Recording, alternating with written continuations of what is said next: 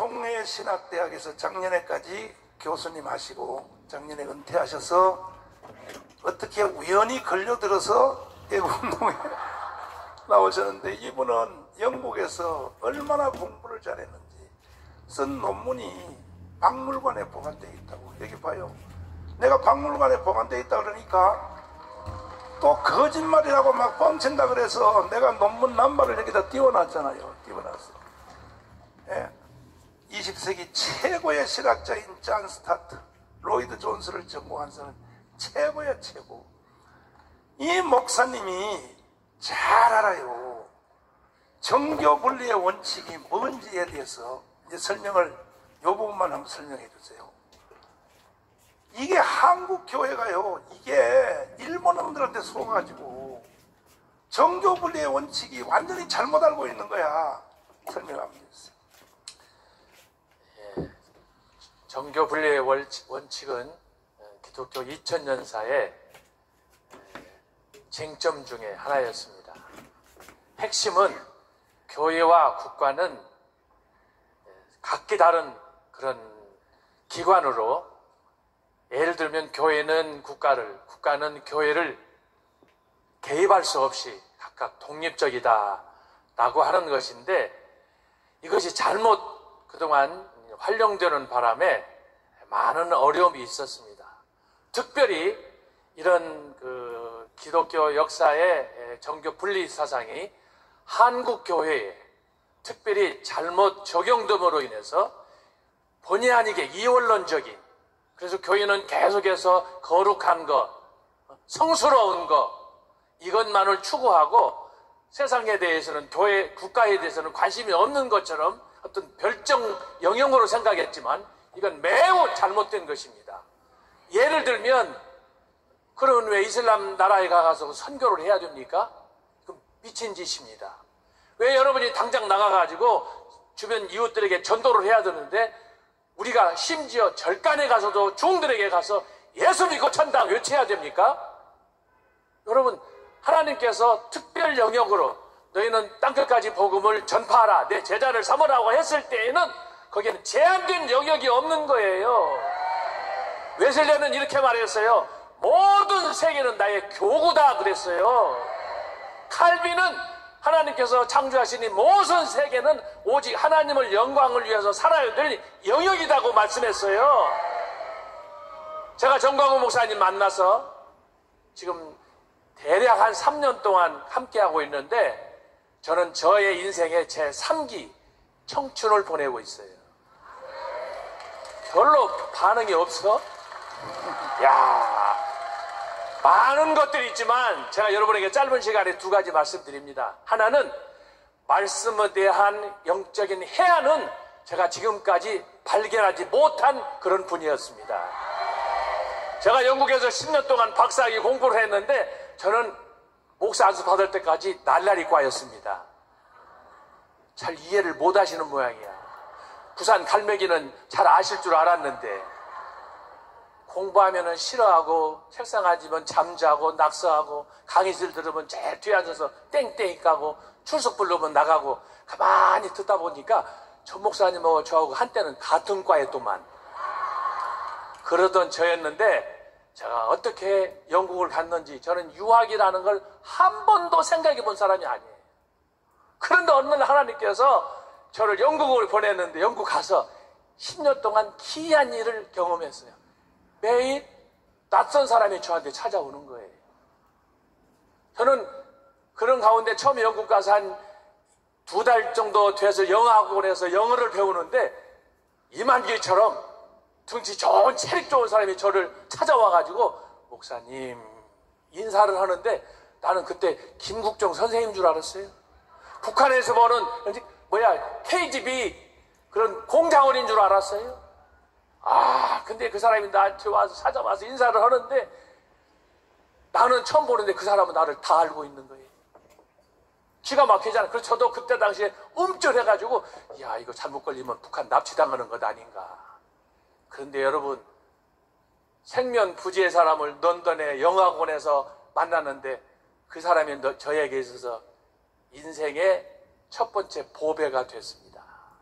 그 사람이 저를 위해서 10년 동안을 저희 앞길을 마치 장미꽃 화원을 열듯이 카페트를 쫙 깔아주는데 상상할 수 없는 거예요. 어려운 고비마다 저는 공부가 싫어서 땡땡이 거라고 그러잖아요. 그런데 그 사람이 어느 날 전화해서 어느 날 찾아와가지고 제 염장을 지르면서 불질르면서 왜 누구누구도 공부하려고 그러는데 서목사님은 안 하려고 하느냐. 그러다가 비로소 한 3년 지난 다음에 유학이란 뭔가에 대해서 제가 정신을 차리게 됐어요. 두 번째로 그런 가운데 제가 한 영국 목사님, 당시에 78살 된 총각 목사님 교회를 나가게 됐는데 그분을 만나면서 제 인생이 제 두 번째 인생의 전환점을 맞게 됐습니다. 그분이 그러는 거예요. 영국 교회 두 번째 주일을 갔는데 저를 보더니 악수를 하시면서 어떻게 여기 왔느냐 이 얘기를 할 수가 없어요. 날날 입고 왔는데 공부도 안 했는데 준비도 안 됐는데 그러시면서 그분이 저에게 하시는 말씀이 어느 날 우리 교회에서 설교 한번 하시죠. 여러분 이거 보통 일이 아니에요. 그때 당시 학교에 등록도 안 했어요. 용기도 없었어요. 논문 계획 아무것도 없었어요. 그런데 설교를 해라. 우리 교회는 한국 교회는 총회장이나 친구나 누구든지 오면은 기도시키고 축도시키고 설교시키고 그러잖아요. 영국 교회는 그런 교회 없어요. 1년 목사 플랜이 나오면 정확하게 그 계획대로 가고 예배 순서 짜진 시간에 기도하고 뭐 축도하고 이런 거 용납을 안 하는 교회예요. 그런데 78살 때 제가 만났던 그 목사님은 스코틀랜드의 로이 존스 목사님이에요.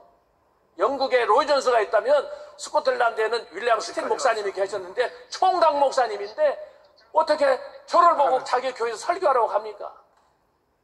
3번을 사양을 했어요. 그런데 하나님께서 저희 마음속에 감동을 주셔가지고 야, 삼세판이란 말이 있는데 너 서울에서 신학하고 목사하고 안수받고 여기까지 유학 온다고 왔는데 야, 설교 하나 못하냐? 갑자기 막 자존심 생겨가지고 물었을 때 하겠다. 그 설교 한 편이 저 인생을 바꿨어요. 그래서 그분의 도움으로 석사학위 박사 받고 귀국하게 됐습니다. 자, 그렇게 해서 이제 제가 말씀하신 것처럼 총신대에서 최종 저는 기독교 역사가 전공인데 그동안에 공부 열심히 했어요. 날라리과에 있다가 총신대 교수로 가서 보니까 교수가 연구하면 병신 교수가 되는 거예요. 정말 열심히 공부했어요. 학교 다닐 때는 날라리 했는데 교수로 있을 때는 야, 저거 대부분 공부 못하는 학생들이 저 뒤에 앉으면은 교수 평가는 기똥차게 합니다. 아, 저 사람이 강의를 얼마나 준비했는가, 시험 문제는 어떻게 내는가, 이거 도사 중에 도사인데 제가 날라리과 있는데 날라리과가 교수가 됐다. 잠이 안 오는 거예요. 내가 강의할 때 저 뒤에 앉은 사람들이 야, 저거 별거 없구만. 그 소리를 내가 들을 걸 생각하니까 자존심 상하고 견딜 수가 없어가지고 20년 동안을 제가 잠 안 자고 얼마나 강의 준비하고 논문을 쓰고 했는지 제가 충격적일 거예요. 제가 감히 잘못하면 자랑이 될 수도 있어요. 제가 은퇴할 때까지 논문 120편 썼어요. 그래가지고 제가 쓴 책들이 한국인으로서 최초로 초대, 중세, 종교계 근현대 해가지고 앞으로 8월 말이면 세계 최초로 만화 종교개혁사도 나올 거예요. 자, 이것은 이제 우리 전 목사님께서 후원하는 일로 인해서 지금 만화 초대교회사, 만화 중세교회사, 만화 종교개혁사가 곧 임박했는데 제가 이걸 강조하려고 하는 것이 아니고 중요한 건 뭐냐 그러면 제가 은퇴를 하고 책도 많이 써보고 했지만 그것이 저의 주된 목적이 아니었어요. 저희 마음속에 늘 궁금해했던 것이 뭐냐? 영적인 갈망이 뭐냐? 목사가 성경 말씀 가르치고 설교하고 그러는데 성경 말씀을 제대로 알고 하느냐? 목사가 성경 모르면 병신이다. 저는 그 생각을 제가 하는 거예요. 그래서 총신대 신대원에서도 강의할 때도 그랬어요. 제가 여러분 내가 전공이 기독교 역사지만 만약에 성경을 모른다 그러면 목사고 교수고 박사고 다 소용이 없다. 그런데 내 마음속에 말씀에 대한 갈망이 성경을 읽을 때마다 무식하고 깨달을 수 없는 어떤 그런 통증이 있는 거예요.